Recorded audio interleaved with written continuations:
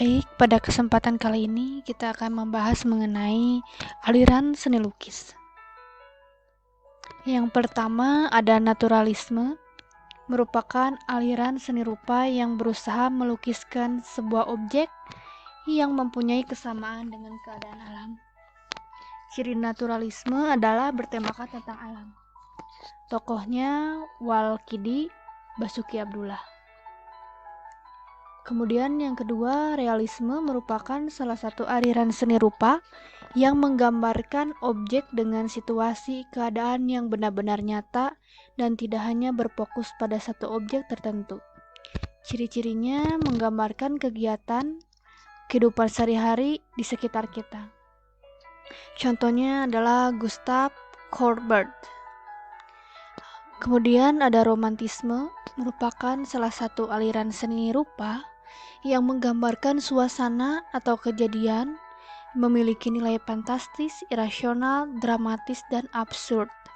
Ciri-cirinya yaitu mengandung cerita yang dramatis dan mengundang emosional. Tokoh-tokoh senimannya adalah Raden Soleh yang kita kenal dengan pelopor romantisme di Indonesia. Kemudian ada impresionisme, aliran yang berusaha menampilkan kesan yang ditangkap objek.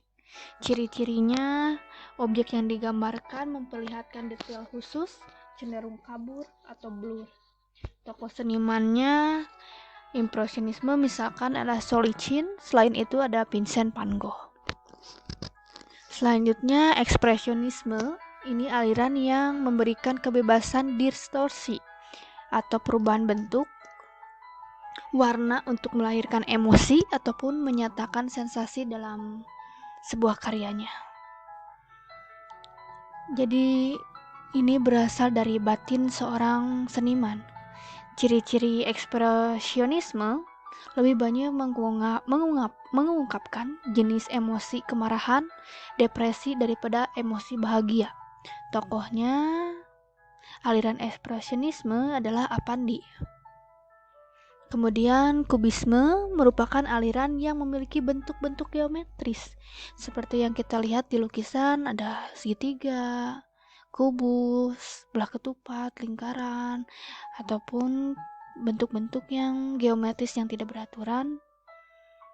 Kemudian kubisme ini menggunakan ciri-ciri memiliki bentuk geometris. Tokoh senimannya adalah Fajar Sidik. Paupisme merupakan aliran yang memberi kebebasan berekspresi sehingga banyak objek yang dibuat kontras dengan aslinya. Ciri-cirinya menggunakan warna yang kontras, cenderung liar dan tidak sesuai dengan penempatannya. Misalkan warna tanah pohon merah, kemudian ada warna pohon yang berwarna biru, kuning yang sangat kontras. Tokoh-tokohnya misalkan Henri Matisse. Dadaisme ini kemudian merupakan aliran yang menggambarkan mengenai kekerasan, kekasaran karena dilatar belakangi oleh kondisi perang. Ciri-cirinya berbau kekerasan, kasar, kritikan, sindiran, atau plesetan. Tokohnya adalah Hendra Gunawan. Mungkin bisa dicari lukisan yang sesuai. Dadaisme, kemudian selanjutnya ada futurisme, merupakan aliran yang sangat menekankan keindahan gerak, garis, visual, warna. Cirinya menggunakan atau menangkap unsur-unsur gerak dan kecepatan. Tokoh-tokohnya misalkan Serifini. Kemudian ada surrealisme, ini ditunjukkan menggambarkan objek yang sering dijumpai di dalam mimpi, imajinasi di alam bawah sadar.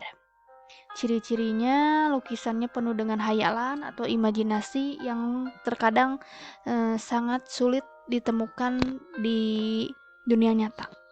Tokoh-tokoh senimannya adalah Gustu Putu Saderi. Ini contohnya. Abstrak merupakan aliran seni rupa menggambarkan objek dengan kabur, tidak mendetail, bahkan tidak mirip dengan bentuk aslinya karena dipengaruhi oleh imajinasi. Ciri-cirinya menampilkan unsur seni lukis yang disusun tidak terbatas dari bentuk-bentuk yang di alam. Contoh tokoh senimannya adalah Bonnet Neumann. Selanjutnya ada pop art atau popular art. Ini muncul karena timbulnya kejenuhan dengan objek-objek seni di masa lalu, mengingat akan keadaan sekitar yang sering terlupakan. Ciri-ciri popular art ini berupa karikatur, sindiran, kritikan, humor dari tokoh-tokoh yang terkenal ataupun yang populer. Tokoh senimannya adalah Andy Warhol yang pernah melukis Marilyn Monroe. Kemudian postmodern dan kontemporer ini berkembang sesuai dengan perkembangan zaman dan tidak terikat pakem. Ciri-cirinya berupa refleksi atau situasi dan waktu yang sangat tematik yang berkembang sesuai dengan perkembangan zaman. Tokoh seniman ini misalkan adalah Jim Nyoman Nuarta yang mempopulerkan kontemporer di Indonesia. Kemudian ada konstruktivisme. Nah, ini aliran yang penggambaran seni bangunan di mana objek-objek bangunan baik desain, arsitektur dari sudut konstruktivisme ini dibuat dan dilukis. Tokoh-tokoh seniman adalah Jim Nyoman Nuarta. Kemudian klasik ini menampilkan gambar secara klasik, mempunyai karakter tersendiri, umumnya adalah lukisan kerajaan. Ciri-cirinya yaitu hiperbolis, seimbang, menggunakan batas warna yang bersih, statis. Tokohnya adalah Bartolomeo Pigno. Kemudian ada pointillisme, aliran yang menggambarkan sebuah objek menggunakan titik. Nah, titik ini akan terlihat dari kejauhan sehingga objek yang terlihat akan tampak dilihat dari jauh akan kelihatan, namun dari dekat akan terlihat kabur. Tokoh senimannya adalah Rijaman. Kemudian ada aliran primitif, ini adalah aliran di masa lalu berupa penggambaran di dinding-dinding goa yang umumnya ciri-cirinya bentuknya lebih sederhana, hewannya juga terbatas, dan bentuk-bentuk garis yang sederhana. Tokoh-tokohnya adalah Riccardo Porce yang menemukan lukisan primitif. Kemudian optik adalah aliran yang memanipulasi visual, menipu mata manusia. Misalkan berupa garis yang diulang-ulang dengan berbagai bentuk sehingga menampilkan warna yang ilusi. Contohnya Agus Jaya. Ini seniman yang mempopulerkan. Selanjutnya ada metafisika yang berasal dari aktivitas metafisika. Contoh tokohnya adalah Giorgi de Chirico.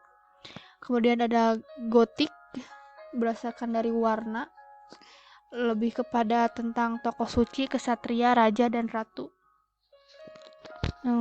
Tokoh senimannya Albert Dürer.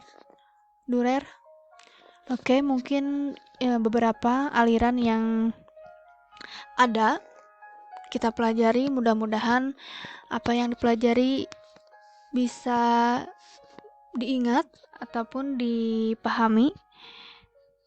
Sekian pembelajaran hari ini. Wassalamualaikum warahmatullahi wabarakatuh.